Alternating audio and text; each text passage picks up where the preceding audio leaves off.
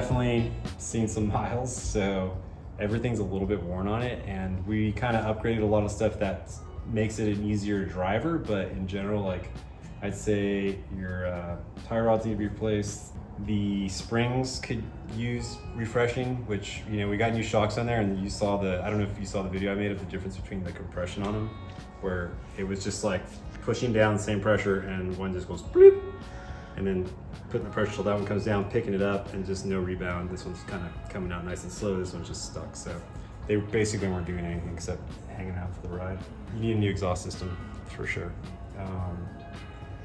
This one's pretty hillbilly, like the rest of the truck, but it's probably upgraded.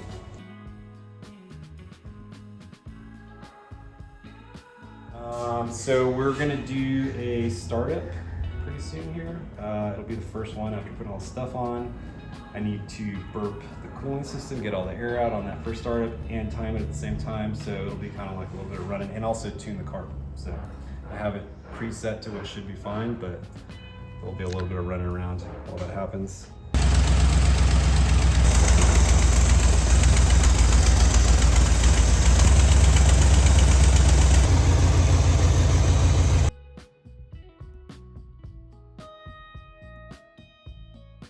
Shocks, brakes, bearings, all that stuff set up. Spaced out your rotors, your calipers so they're evened up and will make nice contact. But this guy, I'm getting contact to the floor pan, just at the most extended it with this kit that, you know, came together. So I'm gonna have to get in there and either modify the original rod or figure out a way to get this one to be longer so you can get a little more pedal travel. The Edelbrock intake that I painted the same color as the engine block because I feel like the aluminum blast is like a little too fancy for me.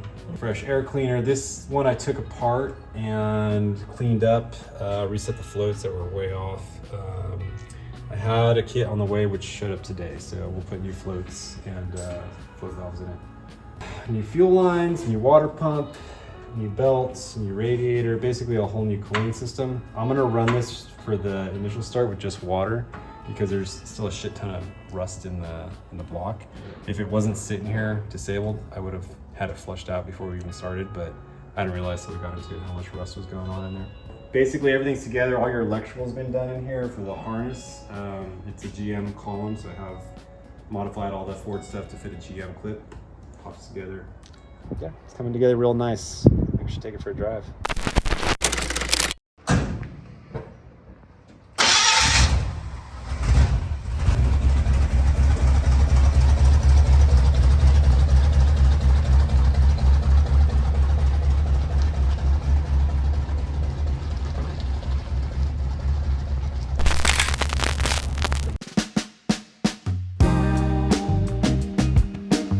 Yeah, when this truck first came to me, it's a short bed, which are hard to come by, and it's original paint, really good condition. You can tell there's never been really any damage to the outside. A little bit of cancer here and there, which is pretty normal, especially for where it came from. It's in excellent shape.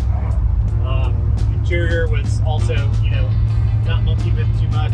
A lot of original stuff. I mean, this is a original headliner.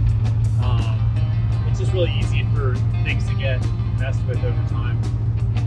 To be in really good shape, so that was exciting. I was looking forward to getting involved with some of the modifications with the brakes and all that stuff. We got some steering, the steering column, little subtle upgrades, and still keeping the classic character of the truck intact. I was super stoked to be working on the stuff that we have going on with it, but it's kind of with a lot of these projects, you know, they're never done.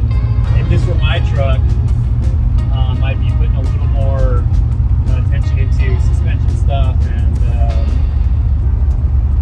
I think preserving some of the patina that's on it because it looks so good. And it's like, you know, patina is, I think it gets a bad rap for like, oh, that's just a beat up old truck, but like you have to earn patina. You can't make it. You can make a fake patina, but it's not the same. It's like this truck took, you know, 60 years to kind of look like this, so you can't just buy that. I mean, you know, you have to have lived that, and not just to have spent that much time sort of with the paint being subjected to the world, but